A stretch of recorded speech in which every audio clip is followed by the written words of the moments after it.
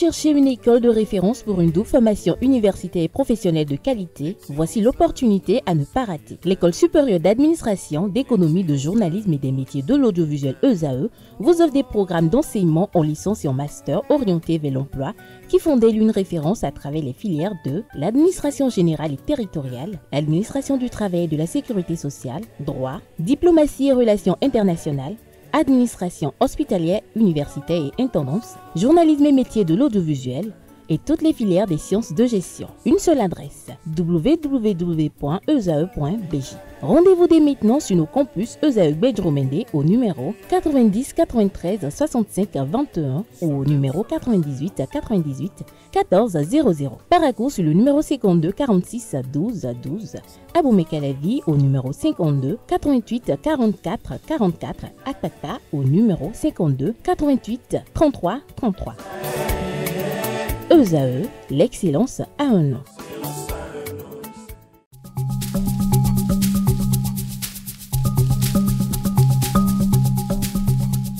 L'ARCEP Bénin communique. Chers abonnés des réseaux de téléphonie, l'ARCEP Bénin vous informe qu'à partir du 30 novembre 2024, les numéros de téléphone au Bénin passeront de 8 à 10 chiffres. Pour compter de cette date, vous êtes invité à observer les comportements ci-après. Pour tout usage, précédez de 01 le numéro habituel quel que soit le réseau. Mettre à jour les numéros associés à tous vos comptes sur les plateformes et tout support de communication. L'ARCEP Bénin vous rassure que ce changement n'entraîne aucun frais à payer par les abonnés. Vous pouvez mettre à jour automatiquement votre répertoire téléphonique à l'aide des applications gratuites disponibles en téléchargement sur les plateformes. Appelez gratuitement le 131 ou le service client de votre opérateur pour tout renseignement complémentaire. Bonjour à nouveau, chers amis internautes. Nous démarrons cette une des journaux comme il est de coutume par le quotidien Maison. Le quotidien béninois d'information générale et d'analyse L'Informateur qui ce matin en manchette titre Cour constitutionnelle, 23 dossiers examinés ce jeudi. Le Canard précise que les sages de la Cour constitutionnelle ont jeudi prochain du boulot. Au total, ils ont prévu examiner 23 dossiers portant sur divers recours avec toujours la question de la nouvelle République et la possibilité de nouveaux mandats pour le chef de l'État béninois. Retrouvez les espérances à la page 3 de la livraison. On découvre également comme titre ce matin à la une de l'Informateur, renforcement du dialogue interparlementaire Afrique-Atlantique. Louis Berounou Vlavonou, président de l'Assemblée nationale du Bénin, délivre le message du Bénin à Rabat, secteur de la santé. Un appel lancé aux jeunes diplômés. Fausse offre d'emploi, alerte et mise en garde du CNIN à lire à la page 7. À l'oreille droite, journal école, valorisation du patrimoine culturel, un plaidoyer pour le festival Zogben, un titre qui convie les fidèles lecteurs à découvrir dans les colonnes de sa parution les productions journalistiques des journalistes en herbe en formation sur les différents campus de l'ESAE, l'école supérieure d'administration, d'économie, de journalisme et des métiers de l'audiovisuel qui a ses campus à Cotonou, à Aboumé-Calavi et Paracourt. La Nation, ce matin en manchette, parle de destination sans visa, le passeport béninois le plus influent de la zone UEMOA. Au fil des années, le passeport béninois est devenu l'un des plus puissants de la sous-région ouest africaine. Il donne actuellement accès à 67 destinations sans nécessité de visa.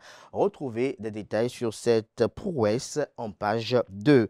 Coopération internationale, des précisions sur la suspension de l'aide américaine en page 3. À la page 5, découvrez le titre suivant. Conjoncture économique, l'indice du chiffre d'affaires croît de 18,8% en décembre 2024. Fraternité, quant à lui, ce matin, manchette parle d'élections consulaires à la CCIB. Arnold Akakpo reconduit à l'unanimité. Liste des coordonnateurs des régions économiques du Bénin à lire en page 3. Paysage éducatif, AME, aspirant au métier d'enseignant, entre passion, opportunité du moment et défi. L'article qui vous renseigne sur ce titre est à découvrir dans les colonnes de sa parution, précisément en page 5. Domaines et immeubles impactés par le programme d'action du gouvernement PAG, Bénin révélé, les personnes non dédommagées invitées à remplir les formalités lesquelles vous sont listées dans les colonnes de la livraison. Le matinal, quant à lui, en manchette, parle d'eau potable pour tous. Un combat presque gagné à Savet, titre le Canard, qui écrit noir sur blanc que l'accès à l'eau potable est un droit fondamental, essentiel à la pleine jouissance de la vie et à l'exercice de tout droit de l'homme. Conscient du fait, le gouvernement du président Patrice Talon multiplie les efforts pour offrir le liquide vital à toutes les communautés. C'est le cas à Savet qui sera bientôt une source d'approvisionnement d'une bonne partie du Bénin en eau potable. Retrouvez des détails sur les attentes à la page 3 de sa parution. Le matinal propose également comme titre ce matin à sa une, actualité politique nationale. Le ministre conseiller Janvier Yawedéou, coordonnateur du Collège des ministres conseillers, déplore les propos de maître Adrien Humbedji, président, pour ne pas dire leader des Choco Choco. Retrouvez des détails sur les propos tenus par le coordonnateur des ministres conseillers, le coordonnateur du Collège des ministres conseillers, à la page 2 de la parution ce matin du Canard. Nous passons à présent à Matin Libre. Justice et droits fondamentaux. L'UJAB fait le procès de la rupture. Les avocats commis d'office impayés depuis 2020. On peut lire également à la une de Matin Libre de ce matin. Interdiction de meeting à Abomey-Calavi. Le parti politique Les Démocrates et le maire de Calavi se rejettent le tort. Fréjus Atindoglo explique ce que prévoit la loi. Retrouvez ses explications à la page 2 de la parution de ce matin de Matin Libre, qui propose également comme titre ce matin à sa une, éliminatoire Coupe du Monde U17, deuxième tour. Le Bénin dévoile ses armes pour dompter la République démocratique du Congo. Le Béninois libéré nous libère ce matin en manchette 2026. Patrice Talon toujours hostile à un troisième mandat, mais il n'a rien dit du second mandat, ce que l'opposition doit éviter pour ne pas se perdre. Vous est exposé dans les colonnes de la page du matin du journal qui écrit noir sur blanc que contrairement aux mauvaises sirènes qui s'échinent à condamner l'éventualité d'un troisième mandat du prince de la rupture, le président Patrice Talon a déjà balisé le terrain. Il n'est pas prêt pour un troisième mandat. Il l'a dit et martelé en toute simplicité, comme l'indique son style. Il n'est pas un Yahi ou un Adrien Humbedji qui peuvent se dédire le temps de match de rugby. C'est un homme d'honneur. Sa parole ne souffre donc d'aucune ambiguïté. Malheureusement, pour ceux qui veulent le voir partir plus vite que ne le prévoient nos textes, hors course, la révision constitutionnelle de 2019 pourrait induire de nombreux changements en cas d'une nouvelle constitution qui renverrait de facto à une nouvelle république. La candidature de l'actuel président devient une possibilité. Elle sera légale au regard de nos textes. Le président Patrice Talon aura ainsi la possibilité de choisir de prendre une retraite anticipée ou de continuer l'œuvre salvatrice. Retrouvez des détails sur l'analyse du confrère à la page 3 de sa parution. Réunion des parlements africains atlantiques, déclaration de Rabat. Le Bénin s'engage pour la mise en œuvre des résolutions. Ce sont des échos de la mission du président de l'Assemblée nationale du Bénin, Louis Béounou Vlavonou, au Maroc. Le premier quotidien économique du Bénin, quant à lui, parle de microfinance au Bénin à la fin du mois de septembre 2024. Hausse de 2,2 milliards de francs CFA des dépôts dans la SFD, système financier décentralisé. Retrouvez des détails à la page 3 de la livraison. Création d'une captive d'assurance. Nouveau partenariat entre la BOAD, la Banque Ouest Africaine de Développement et l'ASR. L'hebdomadaire spécialiste des questions éducatives, Éducation, titre cette semaine en manchette, Kofi Yawenou sur les défis éducatifs à Dassazoumé. Je cite, le principal est la qualité des apprentissages. Fin de citation.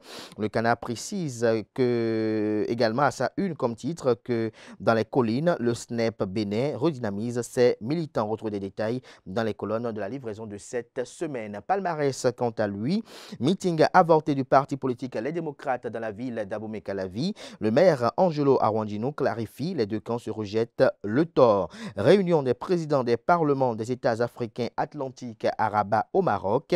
Le président Louis Béounou Vlavonou, président de l'Assemblée nationale du Bénin, représente le Bénin. Concours de recrutement de 341 agents sanitaires. La date de composition reportée. Dabarou, quant à lui, interdiction répétée des meetings du parti politique Les Démocrates.